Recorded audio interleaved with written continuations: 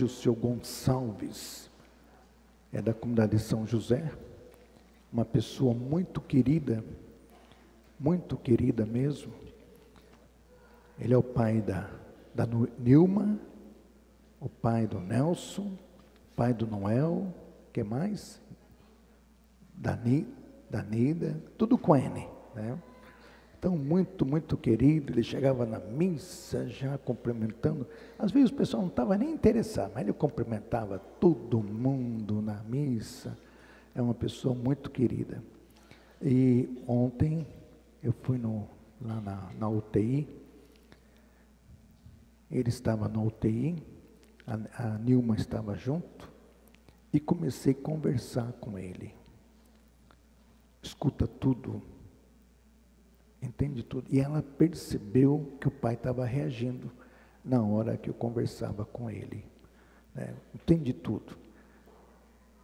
Da mesma coisa que eu fiz com a sua mãe, fiz com ele também. O terço livramento. Depois falei, seu Gonçalves, procure Nossa Senhora, não tenha medo. Se jogue nas mãos de Nossa Senhora. Né? Se jogue. Aí eu dei um som para ele. Então ontem eu estive lá, cheguei um pouquinho atrasado no casamento, né, porque eu estava em Maringá fazendo esta unção. Dizem que ele estava me esperando, então fui lá. Né, disseram que era eu que era para ir lá, então fui lá fazer uma visita para o meu amigo Gonçalves. Né, fazer uma visita. Então aqui está a pastoral familiar. Hoje a missa é isto? A pastoral familiar que está aí lidando com a missa, com toda a organização da liturgia. A renovação carismática está aí, mexendo com a animação da Santa Missa, né? Por isso que a gente está vendo muitos jovens aqui hoje. Quando a renovação carismática vem, os jovens gostam das missas da renovação carismática.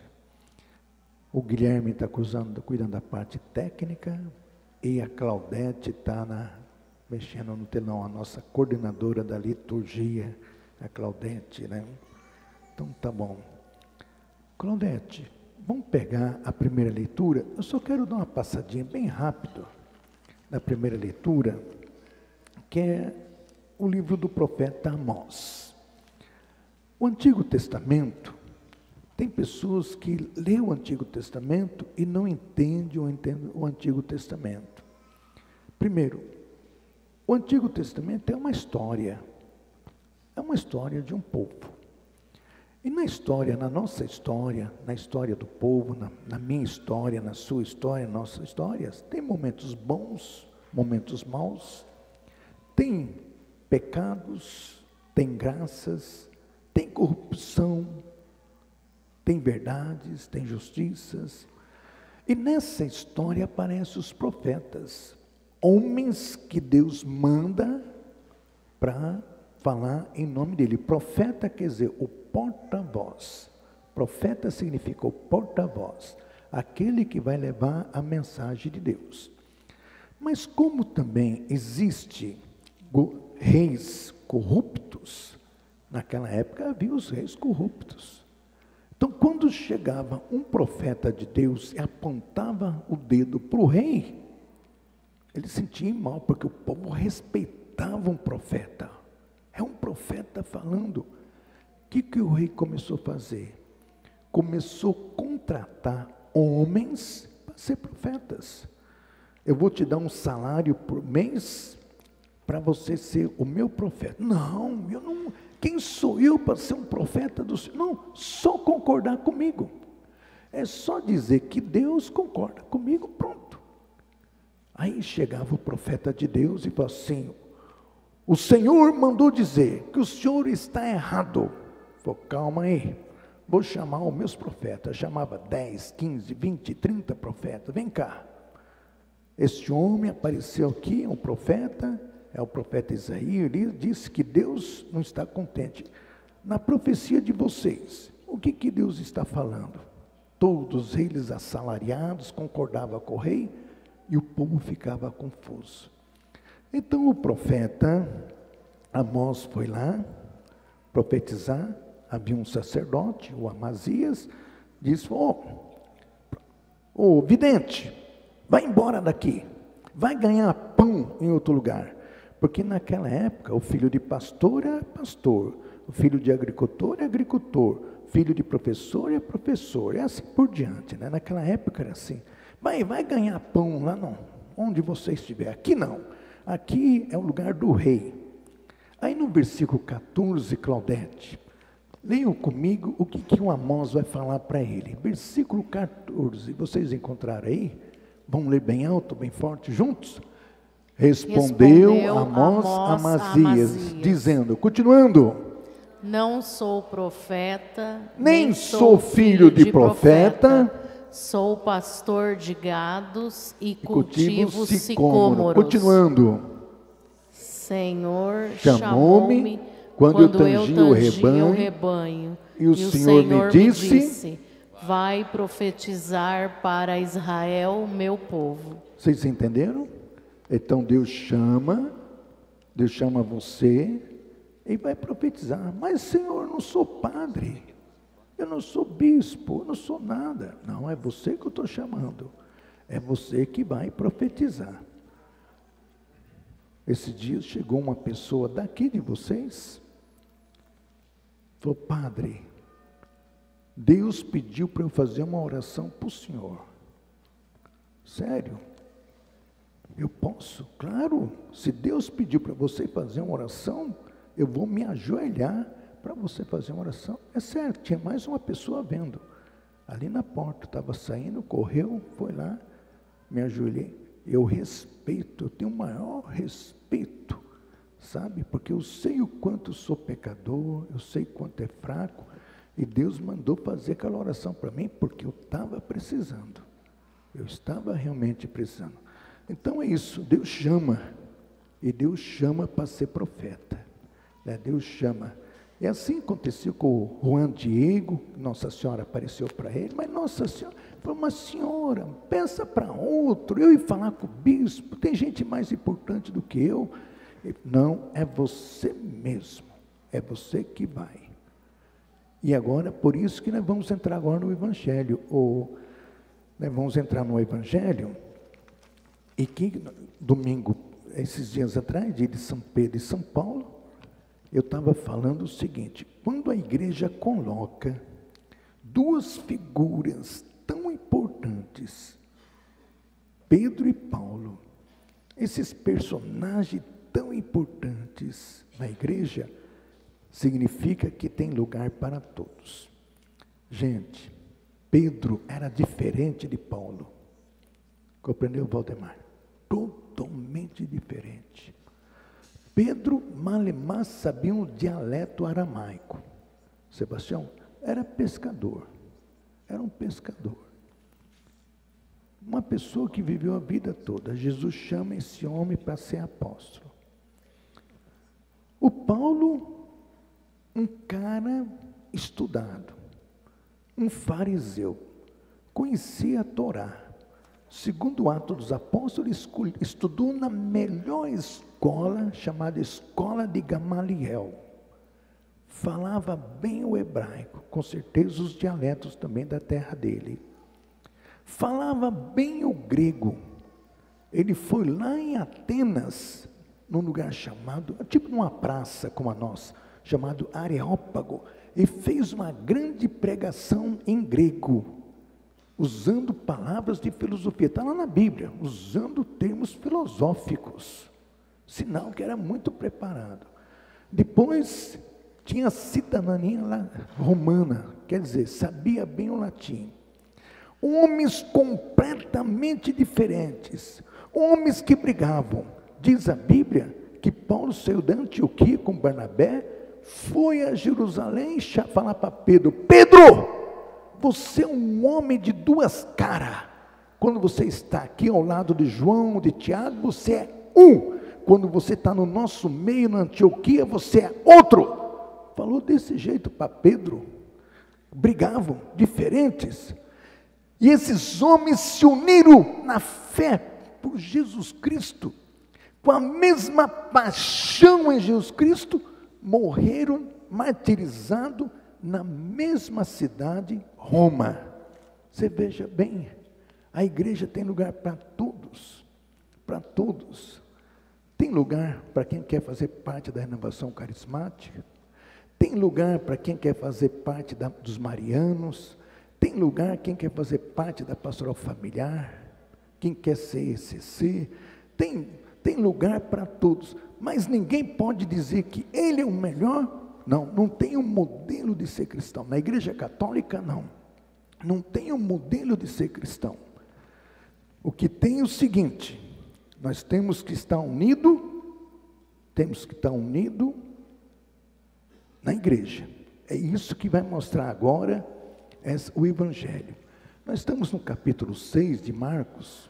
Vamos ler comigo o primeiro versículo, vamos lá? Naquele tempo, Jesus chamou os 12 e começou a enviá-los 2 a 2, dando-lhes poder sobre os espíritos impuros.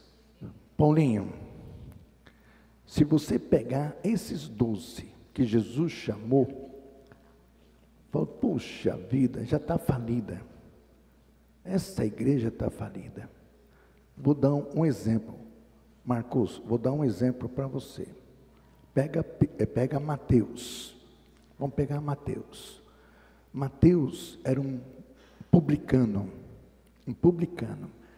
Ele era um cobrador de impostos. Ele era um judeu que cobrava imposto dos judeus para dar para os romanos. Ele ficava muito rico, esse pessoal, riquíssimo, porque eles cobravam o que queriam, ficavam riquíssimos. Os judeus tinham raiva de publicano. Os judeus tinham raiva desses cobradores de impostos, porque eles trabalhavam em prol dos romanos, os invasores. E Jesus chama para fazer parte do grupo um Simão chamado Simão Zelotas. Zelotas, quer dizer, ele era de esquerda. Ele era contra romanos. Ele andava até com um punhal do lado para matar um romano. Ele queria fazer, segundo os estudos, esse grupo queria fazer uma renovação armada contra os romanos. Eles queriam que aparecesse um líder que mexesse com a multidão e fizesse uma invasão para expulsar esses romanos de Israel. E quando viram Jesus, esses zelotas ficaram felizes, ficaram contentes. Agora que nós vamos fazer, nós vamos renovar agora a restauração.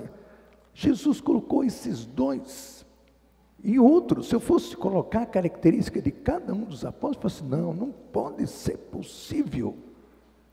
Mas quando eles se encontraram com Jesus, quando eles começaram a conviver com Jesus, cada um com a sua característica, cada um com o seu jeito, Jesus aproveitou a característica de cada um deles, o jeito de cada um deles, que fazem 2024 anos, nós estamos aqui.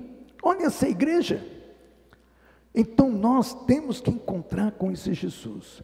Nós temos que estar, não importa o que você pensa, não importa o lado que você está, não importa, o importante é nós estarmos com Jesus.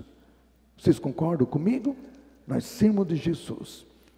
Então Jesus chamou os 12, cada um com a sua característica, com a sua maneira de pensar, e começou a enviá-los 2 a 2, que é o pensamento do Papa, uma igreja sinodal.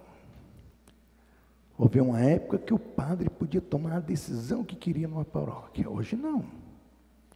Nem o bispo. O bispo trabalha com todos os bispos. Até o Papa agora ele escuta também. Nós temos que trabalhar juntos. Não, eu sozinho eu resolvo tudo. Não serve. Eu sozinho, eu sou um cara inteligente, eu sou um cara capaz. Colocar um outro do meu lado, só trabalha. Esse pessoal aí só vem para atrapalhar. Então você não serve para fazer parte da igreja católica, para assumir um cargo. Porque para trabalhar, nós temos que trabalhar juntos. Temos que caminhar juntos. Então, 2 a 2. Dando-lhes poder, olha, principalmente, começando sobre os espíritos impuros. E assim todos os milagres dos apóstolos foram em nome do Senhor Jesus. Para terminar, nós aqui em Santa Fé nós estamos com um trabalho muito interessante com a equipe de missionários que estão indo nas casas fazer esse terço de livramento, essa celebração do nome do Senhor Jesus. Eu só quero terminar com 2 exemplos. Primeiro, veio aqui uma família evangélica. E essa família evangélica pediu que fosse feito o terço de livramento na casa. O pessoal faz com muito carinho aqui. Terminado o terço, joga água benta na casa toda. É o nome do Senhor Jesus. Tem às vezes que faz até a unção na casa para tirar tudo aquilo que é mal. E essa família, quando veio falar isso comigo, falou: olha, com uma condição, não virar católicos. Não, padre, não vamos virar católicos. Isto, só isto. Porque nós católicos somos diferentes. Não é qualquer um que pode ser católico. Nós somos diferentes. Concorda ou não? A nossa maneira de ser, nós temos, já vem com esses apóstolos que já são diferentes. Essa igreja alicerçada nesses apóstolos, nós já somos diferentes. Essa é a nossa igreja, nós somos diferentes, né? E a pessoa que não é acostumado com isso, sai para lá, sai para cá, e depois vem. Não, nós somos diferentes. Amamos a Eucaristia, nos encontramos na Eucaristia, não ficamos sem missa aos domingos, e nós somos os católicos. Então, primeira coisa, ó, não virar. Aí vai. Gente, já receberam a graça. A Selma falou, já receberam a graça. E o segundo caso que eu quero colocar, a equipe de missionários foi numa casa fazer o terço de livramento e manifestou algo numa das pessoas daquela casa. E a pessoa entrou em transe naquela hora. Aí vieram me falar, falei assim, então tá bom. Agora nós vamos escolher duplas do atendimento personalizado, que vão se capacitar, se preparar, porque não é qualquer um que deve atender esses casos. Então não volte mais essa equipe. Agora vai essa dupla. E essa dupla que vai estar lá, preparada, tem que ser com muita oração, que vai voltar nessa casa, fazer o terço do livramento em nome do Senhor Jesus, não para fazer um tipo assim, aquilo que eles falam, uma alta sugestão, de jeito nenhum, vai fazer realmente a cura em nome do Senhor Jesus. Então, esse chamado que Jesus chama os apóstolos, chama os 12, está chamando você e a mim. Mas, Padre Pedrinho, eu não sei fazer uma leitura, eu não sei cantar, eu não sei fazer o terço de livramento, eu não sei coordenar, eu não sei nada. Para terminar, se você der um bom testemunho, se você viver a palavra de Deus na sua casa, se você der um bom testemunho no seu trabalho, onde você estiver, você der um bom testemunho de tudo isso, desta missa que você participa aos domingos, não precisa mais nada, porque é mais fácil Jesus chegar para mim, ou para qualquer um de nós que estamos aqui no presbitério, e dizer, eu não te conheço. Ah, Senhor, eu fiz leitura. Oh, Senhor, eu cantei. Oh, Senhor, eu fiz milagre. Eu não te conheço.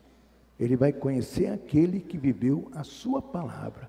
Aí sim, você está evangelizando da mesma maneira. Louvado seja o nome do Senhor Jesus. Para sempre seja louvado.